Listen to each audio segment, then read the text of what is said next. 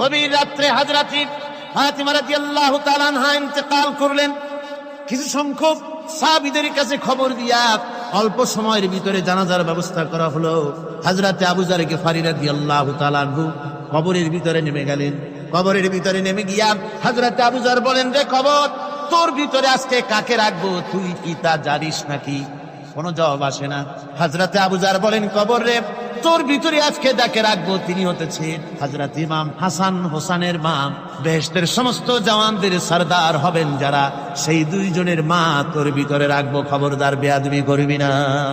কোনো জবাব না পেয়ে হযরত আবু যর বলেন, ওগো কবরের মাটি, তোর ভিতরে কাকে রাখবো কি জানিস? আসাদুল্লাহিল গালিব, দুনিয়ার সমস্ত কাফেরদের বিরুদ্ধে আল্লাহ রাব্বুল আলামিন যাকে বাঘ বানিয়ে পাঠালেন, সেই হযরতে আলী, তার স্ত্রী রেখে যাব, খবরদার বেয়াদবি করবি না। কোনো জবাব আসে না। হযরত আবু যর বলেন, কবরের মাটি, তোর ভিতরে যাকে রাখবো তিনি হলেন খাতুনে জান্নাত, বেহেশতের সমস্ত মহিলাদের সরদারিনী হবেন যে ফাতেমা, তারে রেখে যাব, তোর ভিতরে খবরদার কোনো বেয়াদবি করবি না।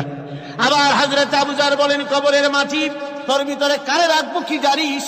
তোর ভিতরে আজকে যাকে রেখে যেতেছি তিনি হলেন আখেরি জামানার পয়গম্বর বিশ্বনবী জনাবে মুহাম্মদ রাসূলুল্লাহ সাল্লাল্লাহু আলাইহি ওয়াসাল্লামের কলিজার টুকরা মা ফাতেমাকে তোর ভিতরে রাখবো, খবরদার কবরের মাটি বেয়াদবি করবি না। কিতাবে এসেছে হযরত আবু যরকে বাড়ি শুনতে পেলেন,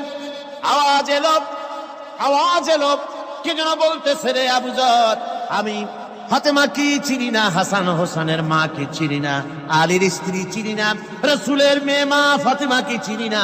আমল যদি ভালো হয় আমার ভিতরে, আমল ভালো নিয়ে যে আসবে শান্তিতে থাকবে, আর আমল যদি খারাপ হয় আমার ভিতরে, তার অবস্থা চূড়ান্ত হয়ে যাবে। আমার ভাইরা, আমার বন্ধুগণ, আমলের উপরে ভিত্তি করে কিয়ামতের দিন নাজাত হবে। আমল যদি খারাপ হয়ে যায়, কিয়ামতের দিন কেউ তাকে বাঁচাতে পারবে না। এই জন্য কিয়ামতের ময়দানে, হাসরের দিনে আল্লাহর হাবিব জনাবে মুহাম্মদ রাসূলুল্লাহ সাল্লাল্লাহু আলাইহি ওয়াসাল্লাম সিজদায় পড়ে কাঁদতে থাকবেন। আল্লাহ রাব্বুল আলামিন বলেন, হাবিব রে, আপনি কাঁদেন কেন? আজকে তো আপনার কাঁদার দিন না। আমি আপনাকে মাকামে মাহমুদ দান করেছি, আমি আপনাকে কাউসার দান করেছি। আপনার আজকে সম্মানের দিন, মর্যাদার দিন, কাঁদেন কেন?